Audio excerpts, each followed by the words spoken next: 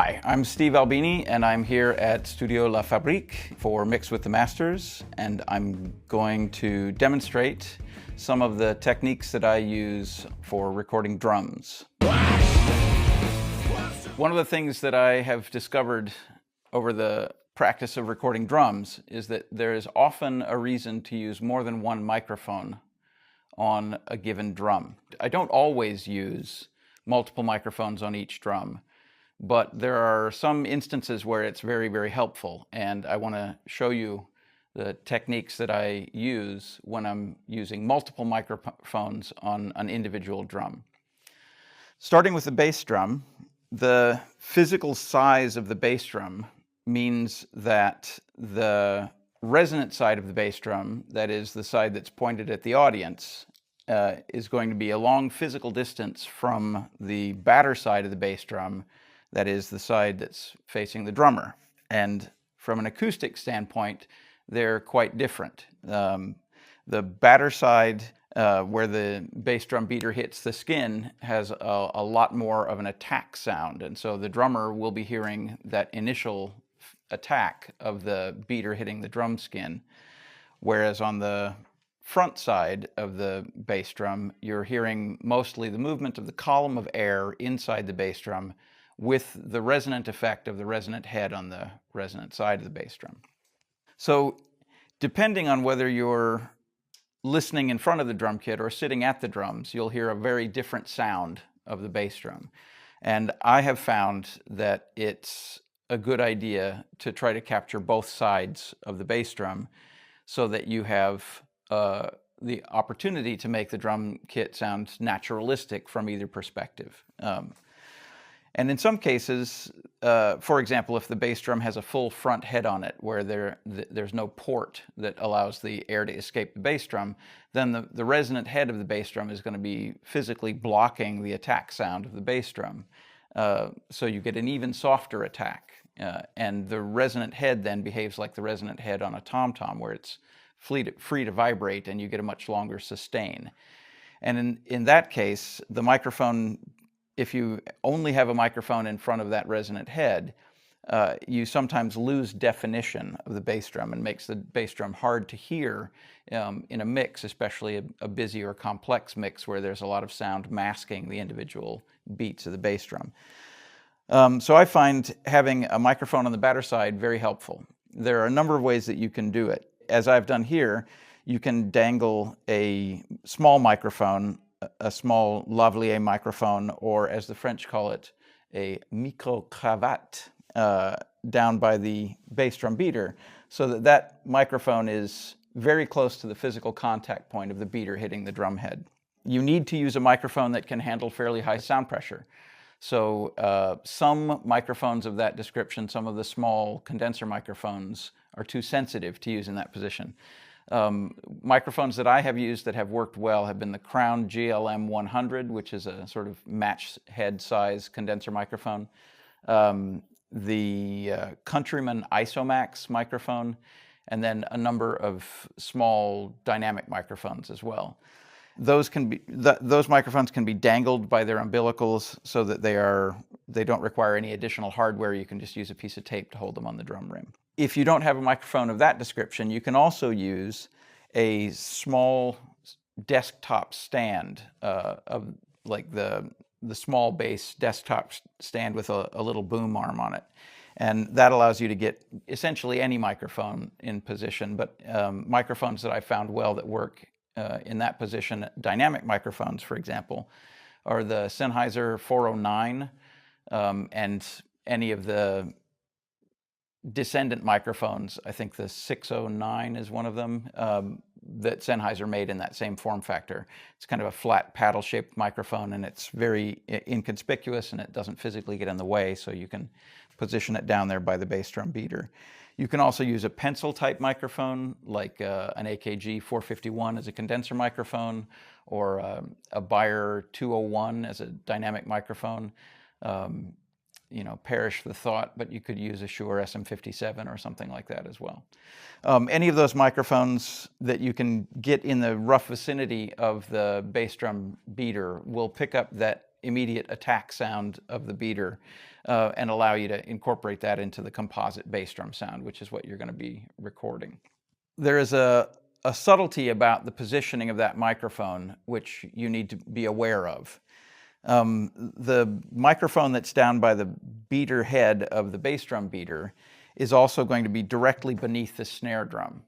So that microphone is going to be, 5 or 6 inches away from the loudest part of the snare drum. That is the snare wires snapping against the bottom head of the snare drum. So every time the drummer hits the snare drum, there's a very loud spray of that noise is going to be reaching that batter side microphone. Most of the time, the bass drum and snare drum are not being played simultaneously.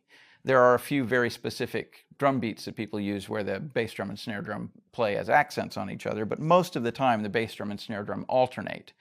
That's a very good thing for the technique that I use to abate that snare drum noise in the batter side microphone.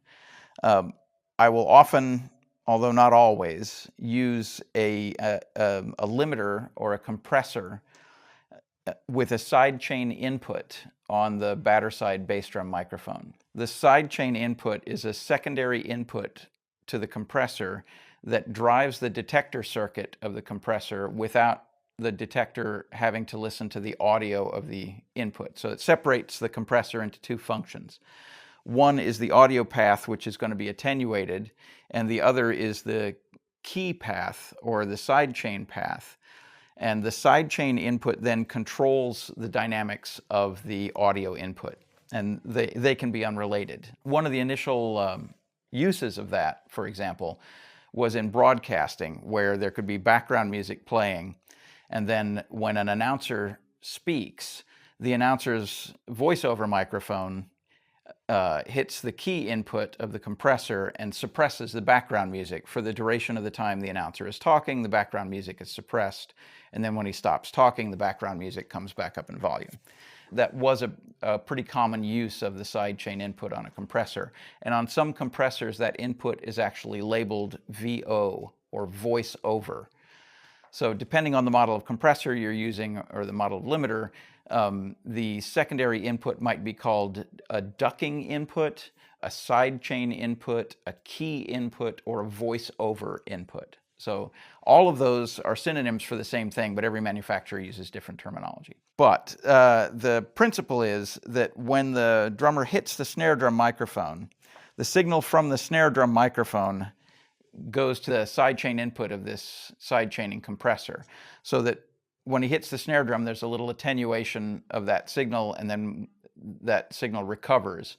You can have a fairly fast recovery time, although if the recovery time is extremely fast, you can create a sort of a transient effect where you can hear a sort of shuddering effect when the snare drum is, especially on a roll, for example.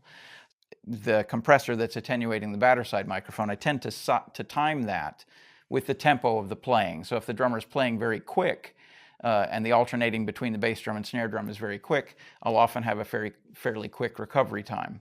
But if he's not, if it's medium tempo or slower, then I will often use a slower recovery time to avoid creating that sort of rushing effect or that sort of fluttering effect when the attenuation recovers very quickly. That signal then, the batter side bass drum microphone, if you listen to it in isolation, it can sometimes sound slightly absurd because you hear the bass drum sound fairly normally and then it disappears when the snare drum hits, and then it comes back again for the next bass drum beat, and then it disappears again. The important thing to remember is that you're not using that microphone as the sole audio source for the bass drum. That microphone is intended to be used as an adjunct to the other microphone, which is more conventionally placed, and that microphone is going to be picking up the bulk of the sound of the bass drum. This batter side microphone is going to be used to add definition to, or add clarity to, or add the attack component to what would otherwise be the front bass drum microphone all by itself. So when you have this sidechaining system in place, it does make the batter side microphone sound absurd. You shouldn't concern yourself with that because no one is going to be listening to it that way in the final balance of the recording. If you think of it as a substitute for having to use an equalizer or some other kind of control method on the bass drum signal, it's a more organic way of achieving an increase in attack or an increase of definition on the bass drum signal. And it's also completely reversible. You can just mute it if you decide you don't like it. But in my experience, if the bass drum is set up in a way where the attack and the definition of the bass drum are going to be either difficult to record or are going to be very important for the music, then I tend to use a batter side bass drum microphone almost all the time.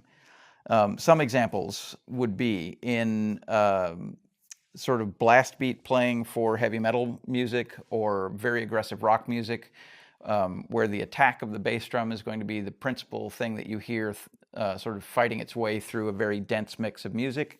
Then it helps to have a very clear attack signal on the bass drum, and that's why I use a microphone like that. It also, surprisingly, it comes into play with very light playing and very jazzy playing. In those cases, you won't necessarily need to use the ducking system on the snare drum, but when a drummer is playing in a very sort of loose, floppy fashion, it's sometimes hard to hear the distinct strokes of the bass drum because they're being slightly overwhelmed by all the other tumbling playing in the rest of the drum kit. And so having an attack microphone that's specifically hearing the contact point of the beater gives you a little bit of definition even in very complex playing like that, when not necessarily playing in an aggressive style of music, but where there's a lot of other competing sound. That covers the batter side bass drum microphone. The front side bass drum microphone. This microphone is a Beyer M380, and it's a bidirectional dynamic microphone. And this is one of the conventional positions for it, that is just outside the hole of the bass drum, the vent hole of the bass drum. But I find myself more often using this microphone just inside the mouth of the hole of the bass drum. And I'll show you a couple of little things about positioning that. But before I do that, while it's out here, I want to explain a little something here. So this microphone is figure 8, meaning that it has a front lobe and a rear lobe that are both equally sensitive. So if I take this microphone and put it inside the drum, then the rear pattern is going to be hearing the resonant head, and the front pattern is going to be hearing the batter head. And I have some control over the tuning of that. That is, I can move the mic farther into the drum to hear less of the resonant sound and more of the attacking sound of the batter head. I can move it back farther out toward the mouth of the drum to hear more of the resonant head and less of the batter head. So you have some control over the character of the sound just by physically positioning it. So if I'm going to put this mic inside the bass drum, there are a couple of little things that make life easier. If you flatten the mic out on the boom so that it fits through the hole, then move the boom into position inside the drum, then reach inside and orient the microphone while it's inside the drum, you have more control over exactly where the microphone is facing. Now, you can see right here that the cable coming out of the microphone is rubbing against the resonant head of the bass drum. And that's going to cause you trouble, because not just because it's deadening that, but because the mechanical vibration of that rubbing against that cable will make its way back into the capsule of the microphone and you'll hear it. So that's why these little clips that come with microphones stands are very useful. You can clip one of those on there and slide it up to the connector, and you can see that it's keeping that cable away from this resonant head now, and now it won't interfere with it at all.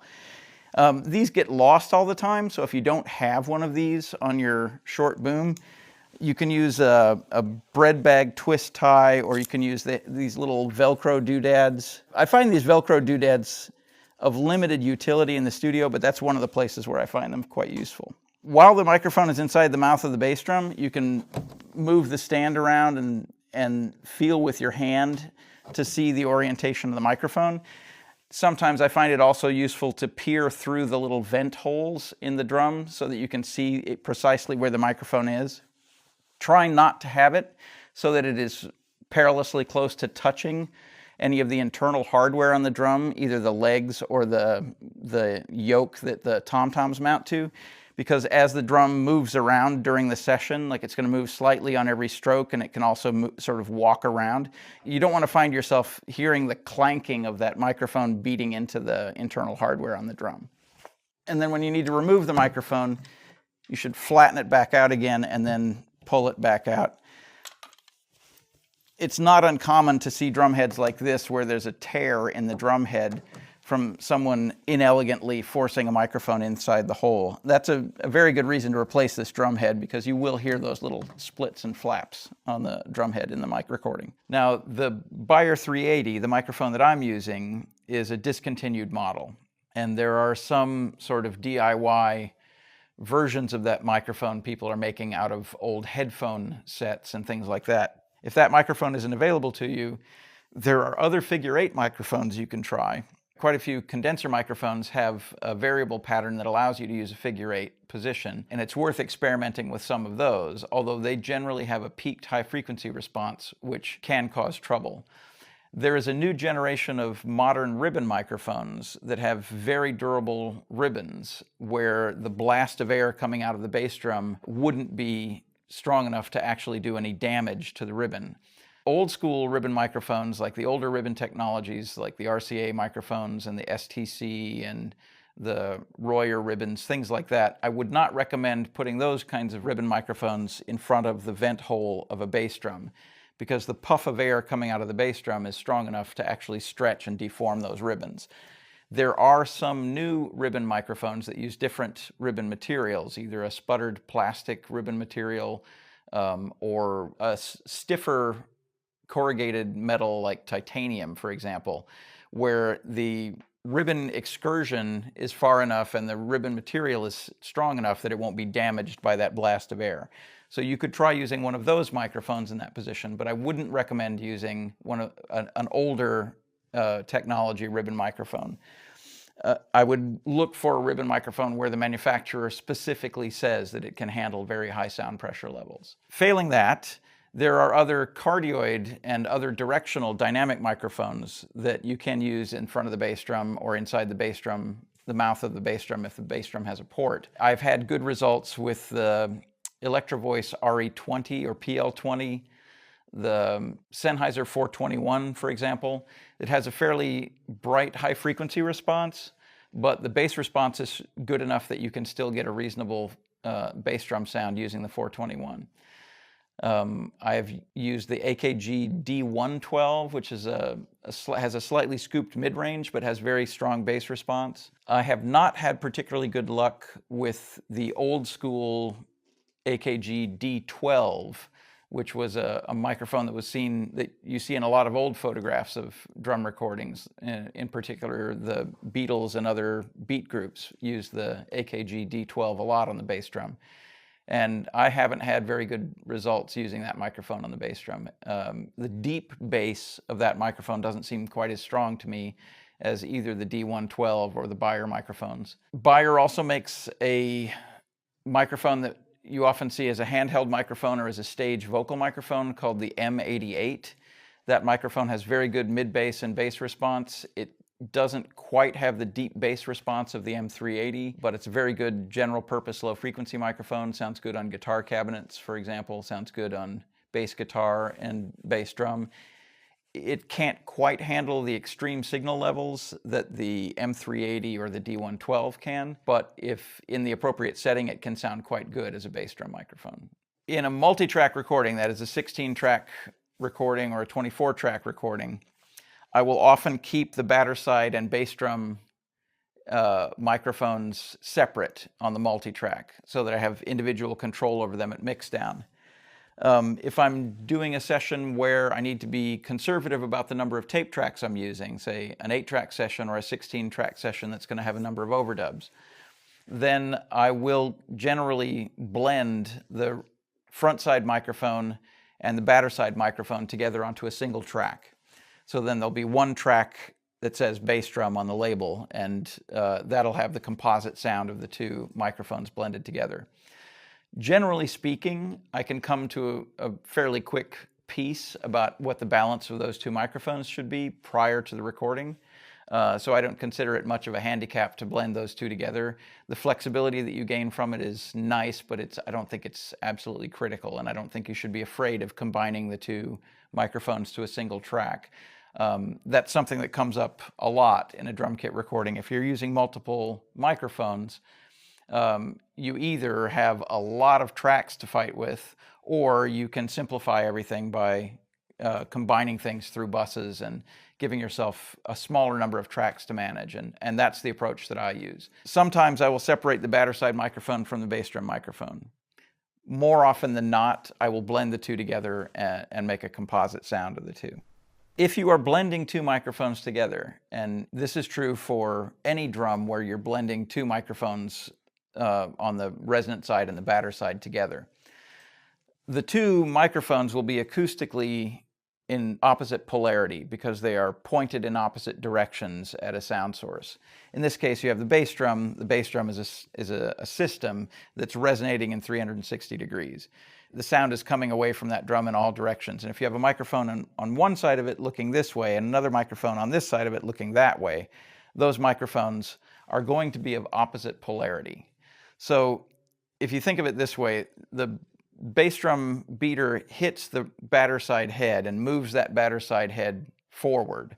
And that starts a compression wave which moves the column of air inside the bass drum. The microphone on the front side of the bass drum is seeing that wave, that compression wave moving toward it, and the microphone on the batter side is seeing that compression wave move away from it. So those two microphones are seeing that column of air move in opposite directions. And then as that system resonates and the column of air goes back and forth, those two microphones are going to continue to see things at opposite polarities. So if you don't normalize their polarities electronically, that is, if you don't reverse the polarity of one of them in the desk, you're going to cause a subtractive effect where the two microphones are seeing the wave at different points. So they're slightly out of phase, but the main thing is that they are seeing them of acoustically opposite polarity. So there will be significant subtractive effect of the two microphones. The solution for that is to reverse the polarity of one of the microphones so that the sound of the two microphones is summing rather than subtracting, so that you don't have the two microphones competing with each other and subtracting from overall signal representation. You have them summing and increasing the level of the signal. Having said that, occasionally, with a system as large as the bass drum, the sort of random phase relationship of the two microphones being apart from each other will be the dominant effect. And you may notice that there is little or no benefit to reversing the polarity of the batter side microphone when you add it to the front side bass drum mic. The effect is dramatic and very noticeable on the snare drum and on the toms. It's less noticeable on the bass drum. And there may be instances where you actually prefer the slight subtractive effect, which has a tendency to remove some of the fundamental or some of the mid-range of the sound. It is less critical, but it is still important to audition the microphones at both polarities with the bass drum so that you can hear the sound of the two summing and you can hear the sound of them subtracting. And you'll be able to make an informed decision about which one sounds better. I tend to use a peak limiter on the front side bass drum microphone, and I tend to do that so that there isn't a radical difference between the medium strokes and the hard strokes on the bass drum in terms of the recording level. When the bass drum is played very lightly, I prefer that lightness of touch is represented, so I tend to have the peak limiter set so that at the lightest strokes, the peak limiter is not doing anything, but when the bass drum is played super hard or medium hard, the limiter is taking a couple of dB off the signal to sort of even out the low frequency response of that timekeeping element of the music. I don't favor an extremely compressed or extremely limited bass drum sound. That is occasionally very popular in certain idioms. But to my ear, the effect of the compression or the sound of the compressor working is more distracting than it is beneficial for any sort of stylized purpose. So I tend to try to represent bass drum in a kind of a naturalistic way, and a small amount of limiting on the front side is, generally speaking, the most I can get away with before it starts to sound weird to my ears.